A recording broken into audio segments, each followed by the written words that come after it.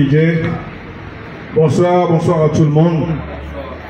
Bienvenue cet après-midi à ce lieu qui a été convié pour la sortie officielle en ce jour du candidat aux législatives 2025 de la commune de Libreville, 3e arrondissement, 2e siège, en la personne de M.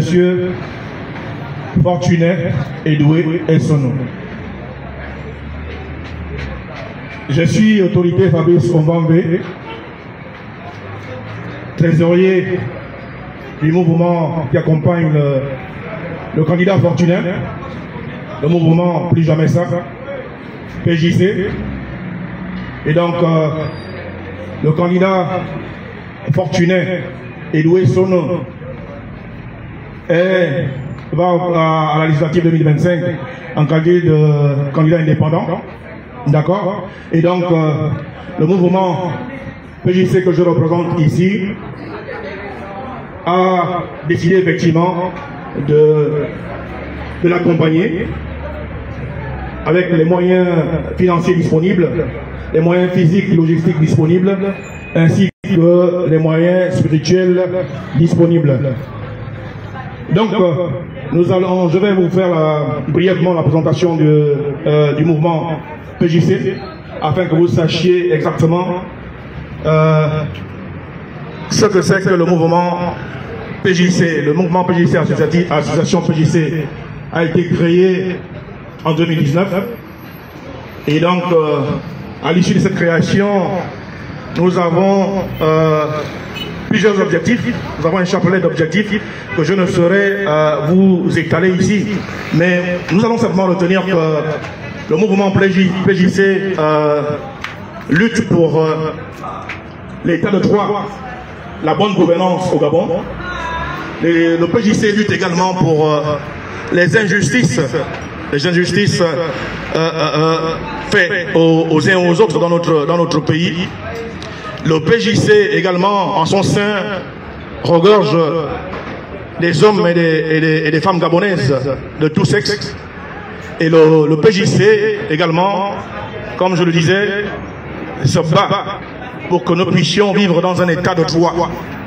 D'accord? Le PJC également, parmi ses objectifs, se lève pour les droits des hommes. Les droits des hommes et la bonne gestion de notre pays. Le PJC est un mouvement associatif qui regorge en son sein sensiblement 100 membres. Et donc le PJC est également installé dans plusieurs provinces du Gabon, à savoir dans la localité de Lambaréné. Le PJC est implanté. Le PJC est implanté également dans la localité de Bifoun. Le PJC est également implanté dans la localité de Coco Beach. Le PJC est également implanté à Port-Gentil. Et le PJC est représenté également à Libreville. Donc, sensiblement 100 membres qui composent le mouvement associatif PJC, Plus Jamais Ça. Le PJC n'est pas un mouvement associatif fermé, il n'est pas clos. Le PJC, c'est un mouvement de tous les Gabonais, comme je le disais, les jeunes, les vieux. Le PJC est un mouvement de tout âge, de tout sexe, sans distinction de race, sans distinction de religion et sans distinction de couleur. Voilà un peu succinctement présenté le mouvement Plus Jamais Ça. Ce mouvement dont l'effigie, le symbole est celui que je porte sur mon t-shirt et sur ma casquette, et la représentation d'un enfant, un enfant souffreteux, un enfant dans la souffrance, un enfant qui a véritablement subi des difficultés dans notre pays. C'est pour les représenter dans la carte du Gabon, entouré des couleurs vert, jaune, bleu. Mais le mouvement PJC pense que cette souffrance, on est en mesure, avec les différentes richesses que regorge notre pays, tant sur le sous-sol que sur l'espace naturel. Nous pensons que le PJC, avec les autres associations bien sûr, nous allons entériner un problème de souffrance des êtres vivants et des patriotes de notre pays. Les actions que le PJC a menées depuis 2019, elles sont nombreuses. Mais je vais vous citer le cas que nous avons résolu du côté des coucous. C'est un contexte pur et simplement RSE. RSE qui veut simplement dire la responsabilité sociétale de l'entreprise. Donc nous savons que plusieurs entreprises s'installent dans notre pays, dans plusieurs villages. Et malheureusement, lorsque les responsables de ces entreprises arrivent dans ces bourgades, dans ces villages, ne présentent pas souvent de façon officielle le cahier de charge au chef du village, aux représentants de la communauté. Donc le PJC avait été contacté par les riverains, par les villageois des Cook, afin de soumettre leurs doléances au PJC. Et nous avons pu soulever ce dossier au plus haut niveau. Et ça a été l'une de nos batailles, d'accord, que nous avons pu remporter. Elles sont nombreuses, les batailles que nous avons pu remporter, mais c'est l'une de nos batailles qui nous avait véritablement tous marqués. Et aujourd'hui, les habitants de Cook ont aujourd'hui en leur possession la possibilité de récupérer leur chèque toutes les fois que l'entreprise leur reverse les dividendes de tout ce qu'ils opèrent là-bas du côté des coupes, à savoir dans la coupe de bois, dans tout ce qu'ils font. Et aujourd'hui, c'est ce que nous voulons continuer à faire dans tous les villages où se trouvent les entreprises, afin que les villageois puissent bénéficier des retombées, des mannes, de tout ce qui contourne autour de leur village. Voilà succinctement présenté les actions que nous avons menées au PJC.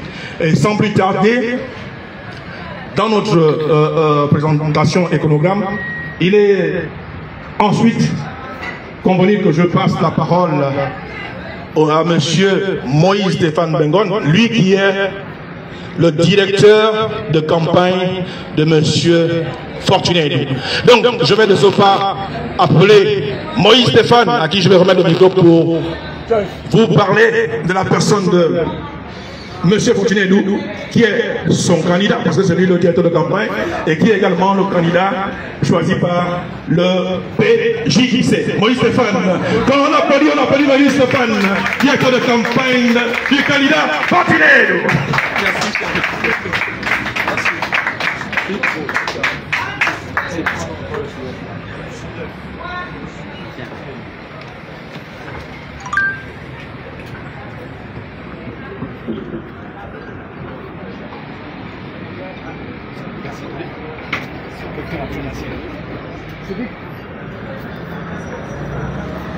Pardon, je next.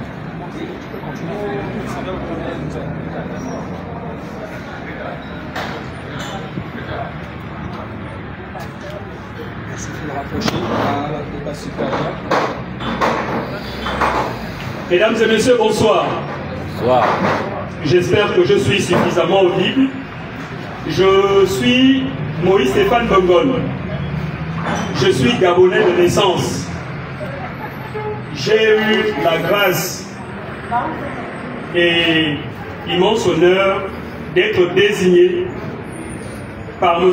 Fortuné Edoué Sono en tant que directeur de campagne pour l'accompagner, bien évidemment, dans cette immense opération, mais très belle opération quand on connaît l'engouement et bien évidemment l'humanisme des populations du 3e arrondissement. Cet après-midi, je veux me plier à un exercice qui n'est pas difficile pour moi, mais il est émouvant. Parce que je vous avoue qu'avant de commencer à parcourir la biographie de M. Fortuné Edoué Sono, j'avais pris l'habitude de regarder un aîné, j'avais pris l'habitude de regarder un Gabonais normal. Mais derrière ça, je n'avais pas pris conscience que c'est quelqu'un qui avait énormément souffert dans sa chair pour la cause des Gabonais. C'est avec beaucoup d'émotion que je vais, cet après-midi, me plier à l'exercice de la lecture de sa biographie et je ferai un effort de ne pas faire dans les émotions. Parce qu'il est nécessaire que chacun d'entre nous sache exactement pourquoi ce monsieur s'est engagé dans le combat.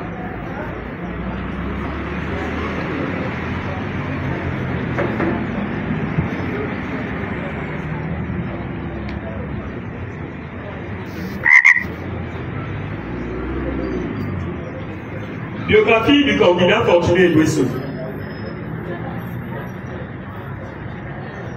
Année de naissance et parcours scolaire. Né à Oyem d'une mère commerçante et d'un père enseignant, Fortuné Edoué-Sono fait ses premières années de classe en Kolayok dans la province de Wellington. Puis à l'école officielle de Bitam, avant de prendre l'envol pour la capitale de Libreville, où il va poursuivre son cursus primaire à l'école publique de la Péri. Et c'est de là qu'il obtiendra son certificat d'études primaires. Par la suite, il est admis au lycée d'État de l'Estuaire, puis transféré au lycée évangélique de Melun, d'où il obtiendra son baccalauréat, série D. Avec son diplôme en poche de fin d'études secondaires, Fortuné intègre l'Institut national des sciences et de gestion. Là encore, il en ressort nanti d'un brevet de technicien supérieur en technique commerciale. Son parcours professionnel, assez court mais très élogieux, a été marqué par une ascension précoce et fulgurante par ce dernier, qui démarre très jeune sa vie professionnelle à la tête d'une grande entreprise des BTP de la place dénommée la Gabonaise des bâtiments et des travaux publics. Il a occupé pendant 3 ans de suite le poste de directeur général. Il sera rapidement évincé du fait de ses opinions qui dérangeaient à l'époque le système et le régime en place. Et mieux, Fortuné Edoué-Sono sera blacklisté à l'échéance nationale. Son parcours politique et social. Passionné par la défense de la cause humaine et dans une quête perpétuelle de meilleures conditions de vie pour les compatriotes, ce monsieur s'engage très tôt dans le combat politico-social. Ainsi, en 1998, avec d'autres étudiants, il crée le premier mouvement de lutte contre l'oppression au Gabon. Ce mouvement s'appelait Trop c'est trop.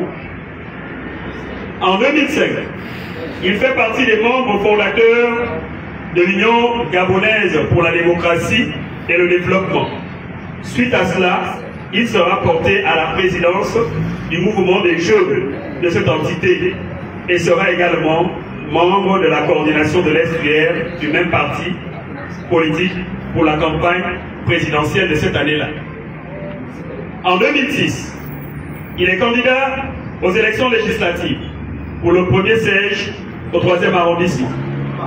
En 2008, il est porté à la vice-présidence de la Commission nationale électorale pour les élections sénatoriales. En 2009, il est directeur de campagne adjoint du candidat Zachary Liboto à l'élection présidentielle de cette année-là. En 2013, il est candidat aux élections municipales dans la liste conduite par M. Marcel Diabio. En 2020, avec d'autres activistes, il crée la Voix des casseroles qui visait à protester contre les abus en tout genre liés aux mesures prises pendant la pandémie de la Covid-19. C'est une pandémie qui a énormément laissé les Gabonais bouche béante quand on sait ce que les Gabonais ont subi comme atrocité. En 2020, il participe à la création du mouvement dénommé Copines Citoyennes. En 2021, il est désigné en tant qu'expert pour prendre part au dialogue national. Et en 2025, couronnement, Graal de tous les Graals, il est désigné comme coordinateur de toute la province de l'Estuaire pour le compte des bâtisseurs. Le rassemblement des bâtisseurs qui a accompagné l'actuel chef de l'État. M. Fortuné Edou était le coordinateur de la province de l'Estuaire pour ce mouvement-là, qui à l'époque s'appelait le Rassemblement des bâtisseurs. Ces nombreuses incarcérations. En 2001, M. Fortuné Edou fait la prison pour la première fois, suite à ses prises de position contre le régime à l'époque en place. En 2006, arrestation et détention dans les locaux de la police judiciaire. En 2009, arrestation et détention dans les locaux de la Direction générale des recherches. 2011 à 2012, arrestation et détention au commissariat d'Entebbo. 2014 à 2016, interpellation, torture et présentation devant le parquet. Il est à notifier que personnellement, j'ai assisté à l'arrestation et au moment où on a ramené notre candidat sur Libreville, il avait été arrêté à Oyem. C'est l'unique à l'époque activiste qui a été sujet à une mobilisation militaro-militaire parce qu'on avait dépêché un hélicoptère de la République pour aller l'appréhender dans sa province natale. Il fallait avoir le cœur serré dans le cœur. Le cœur serré autant pour moi, dans les entrailles, pour regarder Fortuné et Sono ligoter des pieds au bras, couché sur le ventre pendant plus d'une heure de vol, tel un animal. Il a fait pour la cause du peuple. Je terminerai mon propos en ayant égrélé ce mini chapelet de ces nombreuses années d'incarcération. J'ai essayé de prendre là ceux qui ne pouvaient pas, n'est-ce pas, provoquer la révolte ou la rébellion dans vos cœurs. Je me suis limité à ces quelques années d'incarcération, mais son chapelet d'incarcération pour la cause publique est immense. Je terminerai en disant que c'est un homme du peuple.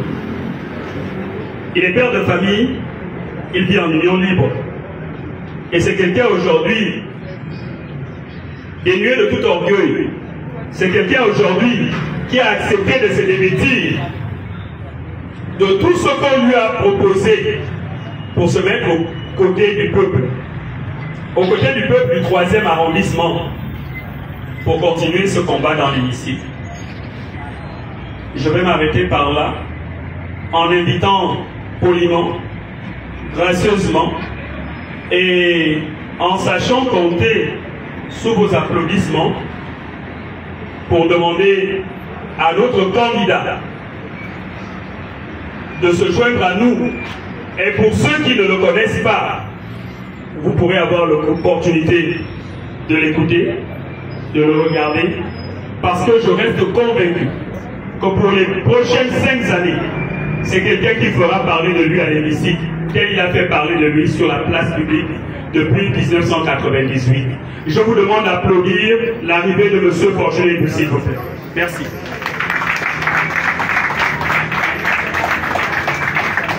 Merci, merci, merci, merci, merci, merci, merci à Moïse Stéphane, qui vient de nous faire une bonne présentation, une excellente présentation en la quantité de la personne de M. Fortuné Edou, candidat aux élections législatives 2025 de la commune de Libreville, 3e arrondissement, 2e scène. Nous appelons le candidat et son suppléant, Fortuné Edou Sono. On acclame très fort.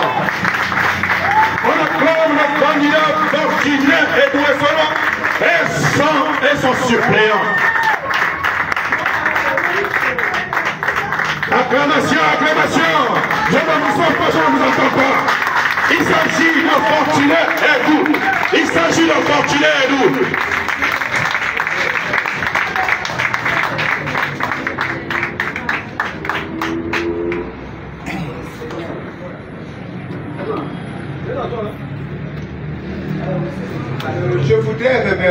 le monde ici parce que l'exercice à laquelle je vais m'atteler et me donner afin de m'exprimer devant vous. Cet exercice consiste à mettre en place ma confession de foi.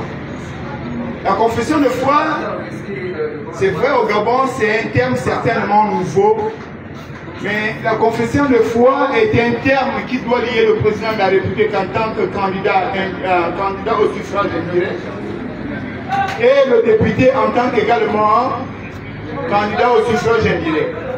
Contrat qui lie le prétendu à l'élection avec son peuple. Au départ, je vais commencer par mes convictions. Mais avant de parler de mes convictions, je voudrais vous présenter ici mon suppliant, un fils, un ami, un collaborateur, un confident, un compagnon. Parce que dans la relation interhumaine, il existe trois positions. La première position, c'est d'être un ami avec qui on partage, avec qui on marche. C'est d'être un frère avec qui on est né par la providence de Dieu. Il fait partir des éléments que Dieu ne nous a pas donnés, mais que nous avons demandé à Dieu et qui nous a accompagnés pour accéder à ce que nous avons demandé. C'est pourquoi rendu, bien qu'il soit non fan, mais débit, il est l'union d'un Gabon uni, d'un Gabon convivial. De mes convictions, en fait, dès mon jeune âge, je pensais vivre dans un paradis terrestre. J'étais dans un Gabon nouveau, un Gabon bien, où tout était bien. À cette époque, le recrutement à l'armée se faisait dans les établissements. Pour ceux qui le savent, dans les années 80, lorsque tu avais atteint l'âge de 17 ans au primaire, on te prenait directement, on te mettait dans l'armée. Ici, à l'époque, Omar Bongo ne parlait pas de la sélection familiale. Il ne parlait pas de l'intégration sociétale liée à la famille ou liée à l'organisation mystique, sociologique, culturelle. Il parlait de la répartition rationnelle de l'emploi dans notre pays. Malheureusement, avec l'avancée des choses, ce même Omar Bongo va se livrer au recrutement à l'emploi par identité familiale. À l'université, nous n'allons pas l'accepter. Je voudrais remercier ici parce qu'à cette époque, j'avais trouvé les maîtres de la pensée. Les maîtres de la pensée, Makouya Nazer, Ngouamina, Olu Jememine. Il y avait encore mon grand frère, son nom m'échappe, ça va revenir. Ils m'ont inspiré et j'ai directement intégré leur rang. Nous avons à cette époque à l'université un centre de débat et de culture qu'on appelait l'Interro. Là-bas, il fallait lire, il fallait être l'esclave de la lecture afin de rechercher la richesse que Dieu avait intégrée dans le livre afin que tout homme devienne un grand homme. Ayant observé les injustices, l'oppression qui minait notre pays, je me suis dit, avec mes amis de cette époque, j'ai envie d'appeler ici Hermione Mangimba qui est là, qui a pu m'assister. Lorsque nous créons trop cette dame-là est à féliciter. Hermione, viens s'il te plaît. Aujourd'hui, dame était fille hier. Elle va intégrer le mouvement Pambombachi. Là, ça file maintenant. Avec Mike Harper et tous les autres que je ne citerai pas ici, mais qui sont cités au plus profond de mon cœur. Nous avons eu à cette époque un soutien éminent des États-Unis, Mangara, qui nous garantissait la sécurité de tout ce que nous allons faire contre le système en place. Donc c'était devenu le premier mouvement d'oppression au Gabon. Nous combattons le pouvoir afin de restaurer la justice dans notre pays. J'ai envie de parler également des richesses. La politique n'a connu que deux définitions dans sa vie. Dans sa vie linguistique. À l'époque de la cité Athènes, on pouvait parler de politique. Politique. La police de la cité. La répartition des biens de la cité de manière rationnelle. Dans cette répartition rationnelle, on ne disait pas que les dividendes des richesses de la société seraient donnés à des gens parce qu'ils appartiennent à une certaine classe. Il s'agissait de tous les citoyens qui appartenaient à cette classe. Que tu sois fonctionnaire, ministre, chômeur, rigolo. Tout comme vous l'utilisez aujourd'hui dans mon lambda, parce que l'expression lambda ne sied pas. Malheureusement, dans notre pays, l'appartenance au PDG était devenue la marque de réussite de notre pays. Il fallait être au PDG pour être dans cette forme de répartition rationnelle. Je voulais avoir une prochaine. La deuxième chose,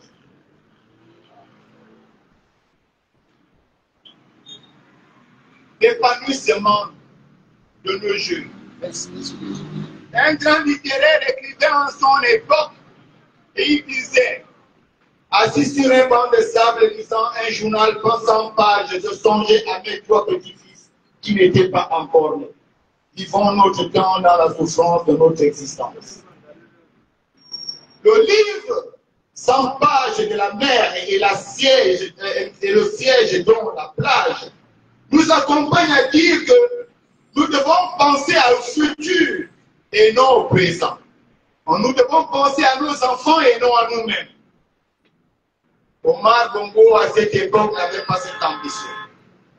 Ali Bongo, arrivé en 2009, il va s'atteler à maltraiter les Gabonais, à instaurer un système despotique, une démocratie qui va s'identifier à la démocrature. Le squelette démocratique est là, mais l'exécution des institutions n'y est pas. Nous allons alors décider, dès 2000, pour revenir en arrière, 2098, d'intégrer l'opposition. Dans l'intégration de l'opposition, je vais rentrer dans l'UGDD auprès de mon père, celui qui m'a initié en politique, Sakari Niboto. Un père que je vais reconnaître tout au long de ma vie. Je ne vais jamais l'oublier. Quelles que soient les conditions, il sera toujours mon père. Parce qu'il est mon père spirituel. En 2009, directeur de campagne adjoint, je serai à côté de mon père lorsque nous allons rencontrer les acteurs de la libération de notre pays pour enfin atteindre l'alternance voulue par le peuple. Nous allons créer l'Union nationale. L'Union nationale, je suis le premier président du mouvement des jeunes de l'Union nationale. Mes objectifs, mes convictions, vous les voyez clairement. L'absence des droits, l'absence de la santé pour tous, l'absence de l'instruction pour tous, parce que, au Gabon, certains parents étaient obligés de faire le choix. Si tu avais 5 enfants, tu choisissais entre 5 ceux qui peuvent aller à l'école et ceux qui peuvent rester à la maison, parce que ta poche ne te permettait pas de scolariser tous tes enfants.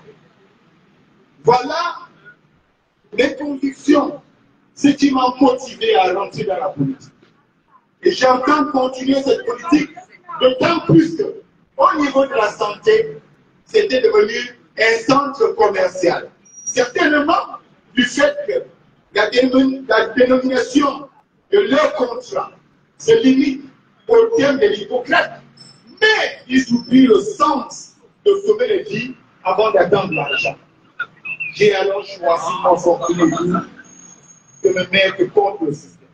Cela m'a valu ce que cela m'a valu, mais je remercie Dieu.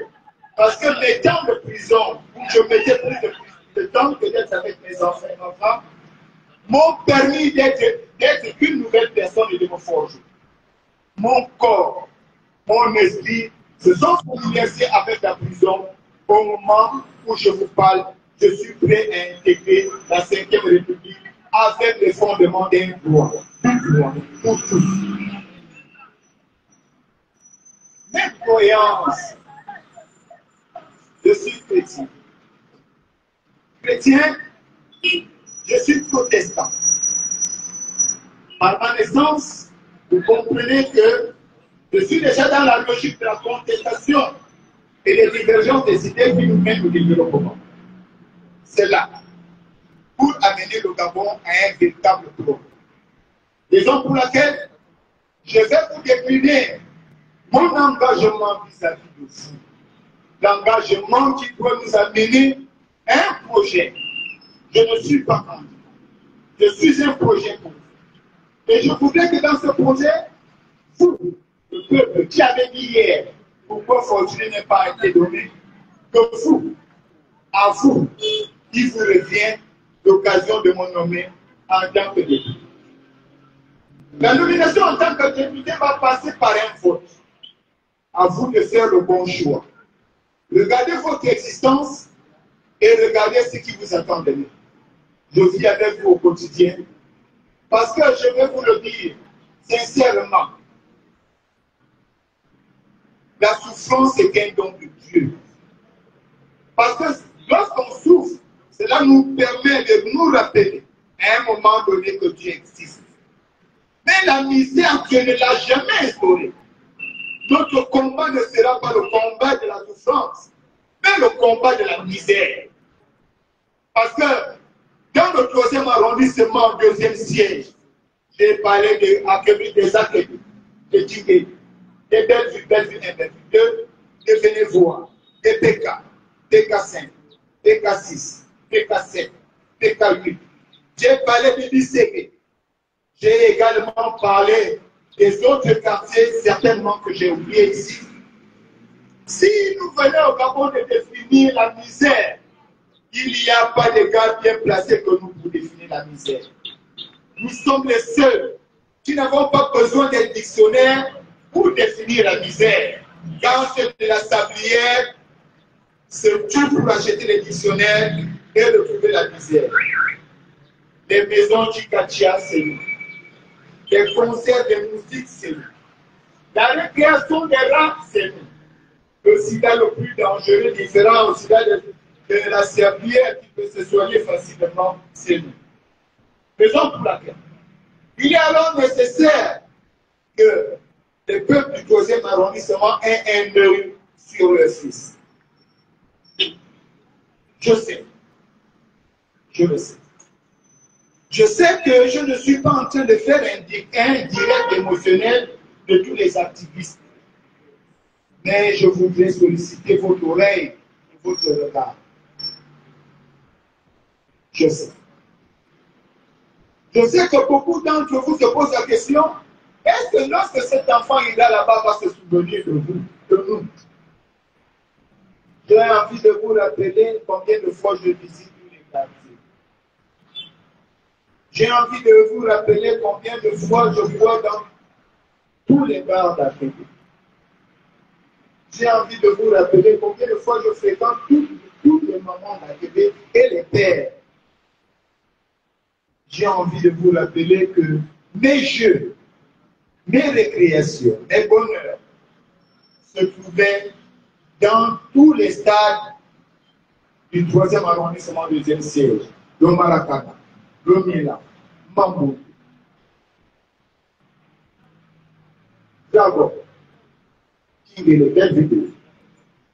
J'ai envie de me souvenir du terrain de football du PK7, PK7, PK6, où je jouais avec mon frère Lentini. Nous avons certainement remporté certains trophées. J'ai envie de vous dire que je suis resté résident Et pourtant, j'avais l'occasion de quitter la misère. Mais j'ai voulu me situer sur le repère social afin d'être votre meilleur candidat. Aujourd'hui, l'heure est venue pour moi de quitter l'activisme des claviers, derrière les téléphones. L'heure est venue pour moi de porter haut de foi. Pas les voix de défendre qui doit être homosexuel ou pédé. Pas les voix d'aller dans la pénalisation ou dépénalisation. Mais la voix d'aller vers ceux qui veulent scolariser leurs enfants. Vers la santé. Vers la sécurité. Vers le combat des drogues. Vers le chômage. De l'école. L'école est devenue aujourd'hui pour certains parents un parcours difficile. On me dira tu es député, en quoi ça te regarde? Mais on ne peut pas dire aux Gabonais que l'école est pour tous, alors que on ne donne pas aux Gabonais la capacité d'avoir un moyen de pression pour dire au système en place que l'école doit être pour tous. On ne peut pas dire aux Gabonais que le Gabonais a le droit à la santé, un droit à la santé, alors que le Gabonais n'a pas les moyens de pression pour faire fléchir les gouvernements. On ne peut pas dire aux Gabonais d'éradiquer l'insécurité dans notre pays, alors que le Gabonais n'a pas un moyen de pression pour lutter contre l'insécurité. Comment dira-t-on un Gabonais qu'il a le droit de travailler dans son pays alors qu'il n'a pas le moyen de pression? Le moyen de pression de tout Gabonais, c'est la loi. La loi qui te protège. Raison pour laquelle nous irons à l'Assemblée, non pour lutter contre les individus, mais nous devons aller dans l'Assemblée pour mettre en place et prévaloir des lois qui vont permettre à l'État gabonais d'avoir des moyens de pression vis-à-vis des exécutants. Ne dit-on pas que dans la classe démocratique, il y a trois pouvoirs. Le pouvoir judiciaire, qui s'occupe de l'équilibre, de la mesure, du respect du pouvoir, de la pédagogie en ce qui concerne le mieux vivre ensemble. Il y a le pouvoir exécutif. Le pouvoir exécutif est un pouvoir qui dépend de la volonté du peuple afin de mettre en place une politique favorable à la population à moyen, à long et à court terme.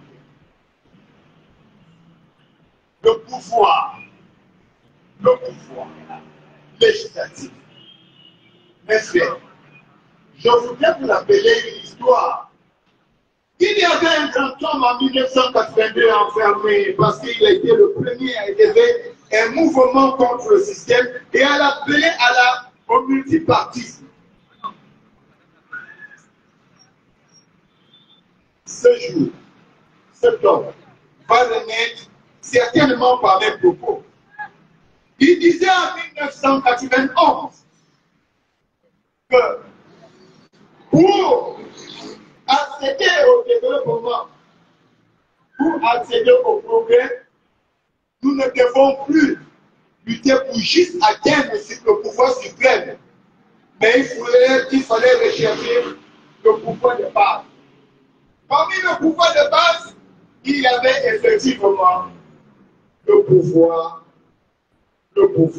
législatif, dont notre Parlement bicaméral, Assemblée nationale et le Sénat. Oyonaba n'avait pas été entendu par cette oreille parce qu'il y avait un autre homme qui criait derrière le Oyonaba. Les Gabonais ont suivi le Babessou. En 2009, Congo décède. La science prophétique d'Oyonaba va devenir une réalité.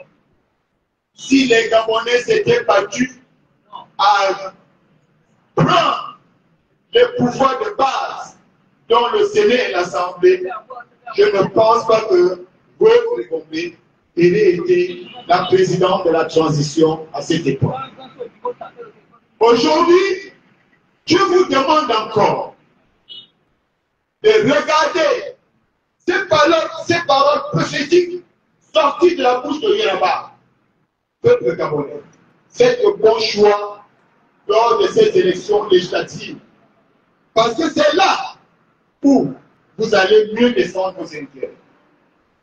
C'est pourquoi notre équipe de campagne va s'atteler à un projet de loi afin d'obliger l'Assemblée nationale à voter des lois capables de permettre aux Gabonais de pouvoir avoir les moyens de pression en ce qui concerne l'école. L'école est un droit pour tous, parce que je voudrais rappeler ici au peuple gabonais et non au président de la République, parce que le président de la République, élu au suffrage direct, il est le même degré que Fortuné Edou, qui se prétend être élu au suffrage direct. Mes pères, mes mères et frères, peuple gabonais, je sais, en participant à une compétition, nous avons tous les mêmes chances de perdre ou de gagner. Je ne vais pas vous obliger à me voter, mais je vais vous obliger à regarder votre propre conscience. L'école est obligatoire. Oui. À partir de cet instant, il faut des lois claires qui obligent le système à éduquer les Gabonais, parce que c'est fou. Si aujourd'hui le Bénin nous traite de faiblard, si aujourd'hui les Béninois disent que les Gabonais, les bons Gabonais que nous sommes, nous avons la paresse, expliquer aux Béninois que à l'époque où leurs enfants allaient vendre au marché, la condition sine qua non du jeune Gabonais était d'aller à l'école, d'apprendre à lire, à écrire, d'apprendre la rhétorique des mots, l'analyse et l'économie, la science. C'est pourquoi pendant 20 ans, les enfants gabonais étaient absents des petits métiers. Il faut également rappeler à ces Béninois,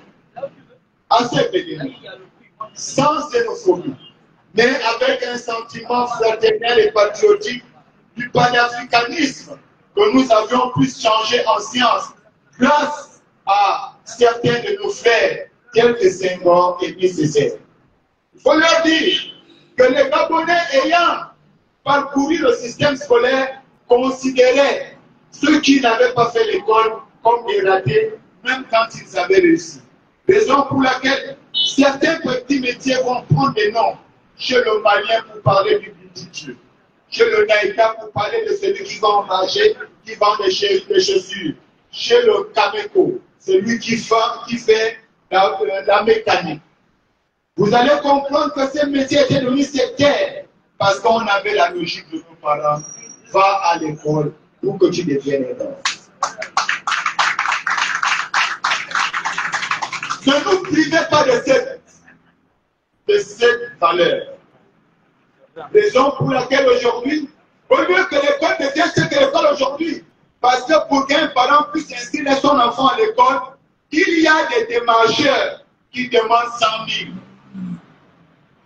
Nous devons mettre une loi en place qui interdit toute forme de marchandage pour qu'un parent puisse inscrire son enfant à l'école. Nous avons la possibilité, je dis la possibilité, si on a pu retrouver des milliards avec les enfants de CEMI, c'est que ce n'est pas de la gratuité, c'est par droit, c'est par répartition rationnelle. On peut mettre les enfants à l'école dans notre pays gratuitement. Yes! De la santé. De la santé. Les enseignants, excusez-moi, dans mon projet de loi, nous avons cité les enseignants à l'intérieur quant à votre processus d'évolution dans le métier. Mais je voudrais passer pour ne pas perdre de temps aujourd'hui. De la santé. Je disais dans mon propos préliminaire que les médecins, si vous prêtez un serment à Hippocrate, mais il faut dire une chose. Il faut d'abord protéger la vie des Gabonais. Nous allons nous battre à l'Assemblée pour qu'une loi soit votée. Santé obligatoire. Santé obligatoire ne signifie pas santé cadeau. Ça voudrait dire quoi? Lorsqu'un malade arrive à l'hôpital, quelle que soit sa classe sociale, si son état est grave, les médecins doivent d'abord se mettre à le soigner avant de demander l'argent. Bravo! Vous n'avez pas passé les diplômes pour faire le commerce de la santé. Très bien! Nous avons dit, lorsqu'une femme gabonaise arrive à la maternité pour accoucher, ne demandez pas à son mari si elle a fait des examens. Ce n'est pas que votre sort. Faites des examens s'il n'y a pas. Et donnez un trousseau à cette dernière. Parce que le taux de natalité a largement baissé dans notre pays et élevé le taux de mortalité. Vous vous posez la question aujourd'hui, pourquoi les étrangers nous dominent? Mais parce qu'eux, ils font les enfants tous les jours et nous, on n'en fait pas. Mais les Gabonais meurent tous les jours. De la sécurité. L'objectif de la sécurité est de rappeler à tous les parents du 3e arrondissement. Parce que nous sommes le foyer de la drogue. Il faut le reconnaître, nous, au 3e arrondissement. Dans nos quartiers, nous sommes des quartiers de la drogue. Chacun de nous doit tout faire, non pas tuer son enfant, doit tout faire pour que son enfant sorte de l'emprise de la drogue, des Konolo, du Chanvrenien, du Kaneka. Parce que c'est là où nous allons sauver notre pays, car les 4 facteurs du développement d'une nation résident non seulement dans la formation des aides, des hommes, afin que le potentiel humain soit capable d'affronter les défis à venir, mais également dans le sérieux, la responsabilité et la discipline des hommes. Raison pour laquelle nous allons nous battre au niveau de l'Assemblée. Pour que la lutte contre la drogue, la lutte contre le banditisme soit un fait réel. Il n'y a pas un développement. Je n'ai pas envie de vous mentir. Donc, si fortuné à l'Assemblée, il n'y a pas de possibilité de développement sans une dictature positive. Qu'est-ce que j'entends par la dictature positive? La dictature positive réside dans la rigueur. Celui qui a tué son frère, le jugement n'est pas là. On te prend, mais au moment où on te prend, il n'y a pas de procès direct en prison. Parce qu'un comportement sauvage s'impose une moralité bestiale. C'est aussi ça, une nouvelle république. Même Dieu lui-même dans le désert, lors de la libération de son peuple, il a dû anéantir tout ce qui était mauvais, afin qu'il ne rentre dans la terre promise. Alors que chaque parent retrouve les lettres de noblesse de l'éducation familiale. Parce qu'il y a une différence entre école et éducation. L'éducation, c'est ce qui nous instruit dans la société pour acquérir le bien-être, le mieux vivre ensemble, le mieux faire. Mais si la famille n'arrive pas à éduquer l'enfant, regardez dans nos écoles, quand nos enfants sont à l'école, les petits bangangos sont dehors pour attendre nos filles afin de les apprendre à prendre les kobolos. Nous devons au chômage. Je voudrais, sans pourtant attaquer le gouvernement actuel, rappeler au gouvernement actuel qu'ils ont la chance qu'il n'y a pas de loi qui protège les chômeurs dans notre pays. Mais nous allons nous battre, parce que moi-même je suis également un chômeur. Mais avant de décliner notre projet de loi en ce sens, permettez-moi en quelques mots de faire une distinction. Chômeur, selon la pensée économique, sera celui-là qui est détenteur d'un diplôme et qui est à la recherche du travail. Alors, comment peut-on appeler celui qui n'est jamais allé à l'école un bel homme, qui s'habille bien, qui sort avec des femmes qui ont de l'argent, qui se fait le pognon, qui consomme, on appelle chômeur de luxe? Non, ce n'est pas un chômeur de luxe, c'est un gigolo. Alors, le chômeur de luxe serait quoi? Le chômeur de luxe serait celui-là qui travaille. Il va au travail le matin, mais qui ne s'est pas épargné. Parce qu'il sera toujours dans les mêmes conditions que celui qui ne travaille pas. Un chômeur de luxe, je le répète, c'est celui qui est agent économique de son État, mais qui n'a pas d'épargne. Pourquoi est-il chômeur de luxe? Il est chômeur de luxe parce qu'il vit dans les mêmes conditions qu'un chômeur après le 25, mais il est luxueux. Il est luxueux parce qu'il travaille, il porte la veste. Voilà le luxe et le chômeur lié au chômeur de luxe. Raison pour laquelle nous allons rappeler à l'État actuel, en exercice, dans la 5e République, que si la politique, depuis la cité Athènes, prévoit que les biens doivent être répartis de manière rationnelle, il ne s'agit pas d'un fonctionnaire de classe. Lorsque nous voulons faire des dons, parce que notre pays, excusez-moi, le peuple gabonais n'est pas en voie de développement. On nous trompe. J'étais à l'Institut de gestion, j'ai fait économie, gestion d'entreprise, communication, marketing et commerce. J'ai appris quelque chose. Il faut faire attention avec le mot. Qui est intéressant. Faut-il le dire ici?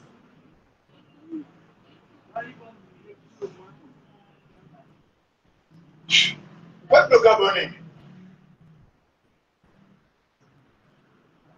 on vous fait croire que notre pays est en voie de développement. Mais est-ce que vous vous êtes interrogé pourquoi on ne parle plus du tiers-monde? Dans la mondialisation, pourquoi on a tué le tiers-monde? Le tiers-monde était assis à la même table, à la conférence de Bangour avec l'Asie. Quand l'Asie a traversé pour aller de l'autre côté, on ne veut plus parler du tiers-monde. On a parlé des pays en voie de développement. Qui vous a dit que vous êtes en voie de développement? Nous sommes un pays en gestation, malgré la durée de notre indépendance. Ne dit-on pas dans nos langues, dans nos langues communautaires, on dit Namboros, agir en âme un petit dans la tête. Je ne vais pas faire ma campagne pour m'attaquer à mes adversaires, non. Je vais mener une campagne où on s'attaque aux cités, aux valeurs. Je n'ai pas d'argent. Je ne suis pas fils de riche. Mais je veux la confiance de mon peuple. Au Sénégal, on a vu combien de fois le peuple sénégalais a soutenu leur propre candidat, malgré le fait qu'il n'avait pas d'argent. J'attends l'investissement moral, intellectuel, physique de la population gabonaise pour m'accompagner à l'hémicycle. Qui vous a dit que nous sommes un pays en voie de développement? Nous sommes un pays en gestation. Étant un pays en gestation, j'ai vu le ministre, sinon ou la ministre, mais comme tous les mots n'étaient que des mots masculins autrefois les mots n'étaient que des noms et ne trouvaient leur sens que dans les phrases que madame le ministre de la Pêche me permet en ce jour de dire monsieur le ministre, parce que c'est un mot masculin. J'ai vu votre ministre allait donner le pirogue pour les pêcheurs et dire que pour avoir la pirogue, vous allez donner 1 million, je ne sais pas combien. J'ai vu ici comment on a donné les taxis aux Gabonais en disant aux Gabonais qu'il faut payer une caution. Et lorsqu'un pays est en gestation, nous devons créer des équilibres pour atteindre le partage national. C'est quoi des équilibres? Donnez ces bateaux cadeaux, donnez ces taxis cadeaux et mettez en place un système de suivi pour apprendre aux Gabonais la culture des affaires. La culture des affaires qui au pays à 2 à 4 pas. Planifier, diriger, contrôler. Aucun Gabonais ne connaît ce qu'on appelle le planning familial. Aujourd'hui, si hier on avait la capacité d'avoir la direction, l'organisation, le contrôle, nous ne l'avons plus. Il est alors nécessaire qu'au niveau du Parlement, qu'on revienne sur ces choses, afin de mettre une loi en place où l'État, nous démarrons ensemble parce qu'il s'agit de la 5e République qui est en question, nous mettons en place de nouveaux mécanismes qui vont permettre à tous les Gabonais d'émerger au même moment. Et qu'en fin de notre émergence, on puisse nous juger. Demander à un Gabonais s'il veut avoir un taxi, il doit d'abord chercher 500 000. A-t-on regardé tous les Gabonais, ceux qui ont de l'argent? Il y a aussi ici l'exclusion d'une certaine société, la société des gars de Matouaka, du Mapak, dont les gars des AKB, du 2e arrondissement du 3e siècle. Combien parmi nous peuvent trouver 500 000? Nada.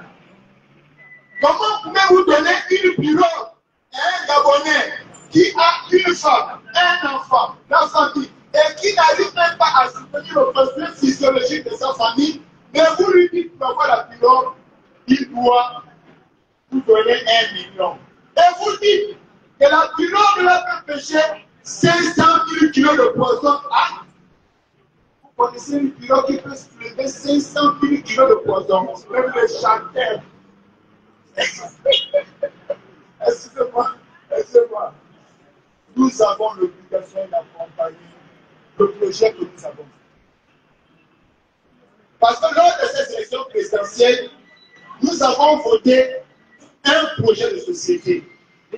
Et ce projet de société a été porté par un homme, Luis Lothaire Colina. Nous avons l'obligation parce que je n'ai pas envie de vous tromper. Il ne s'agit pas d'aller combattre le président de l'Assemblée pour te dire que je suis avec le président dont votez moi. Le président a été élu à partir de combien? 95%. Donc c'est tous les Gabonais qui ont voté le président. Donc personne ne peut venir dire ici que si je pars à l'Assemblée, c'est pour soutenir le président. Parce que parmi nous là, tout le monde a voté le président. Amen. Il s'agit d'aller à l'Assemblée, mieux regarder le projet du président de la République, voir ce qui est réalisable au profit des Gabonais, à court, à moyen et à long terme. Yes. Voilà ce dont il est question.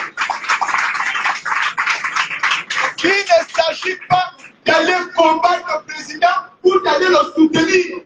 Il s'agit d'aller suivre le président pour qu'ensemble, on puisse le construire un Gabon digne. Pour qu'ensemble, on regarde les lettres de noblesse au Gabonais. Yes. Ensemble, on retrouve la dignité. Yes. Je vais finir par là, en vous disant merci. Merci à tous. Voilà mon engagement de foi avec vous. Et c'est à vous de me juger bien maintenant et de m'accompagner durant cette campagne. Oui, c'est à vous que je m'adresse. Vous qui avez longtemps crié qu'il faut des combattants à l'Assemblée. Je ne vous demande pas d'aller brûler l'Assemblée nationale comme les Britanniques l'avaient fait autrefois pour retrouver l'équilibre politique. Mais je vous demande de regarder vos cœurs et de voter en fonction de vos cœurs. Je me bâtis avec vous. Je serai avec vous. À l'Assemblée, ma voix sera la voix de ceux qui ont mal, de ceux qui sont dans la paresse. À l'Assemblée, ma voix sera la voix des non-voix. À l'Assemblée, mon œil sera le regard des gars du Magdota et de ceux qui assistent au conseil des moustiques et des rats. Merci beaucoup.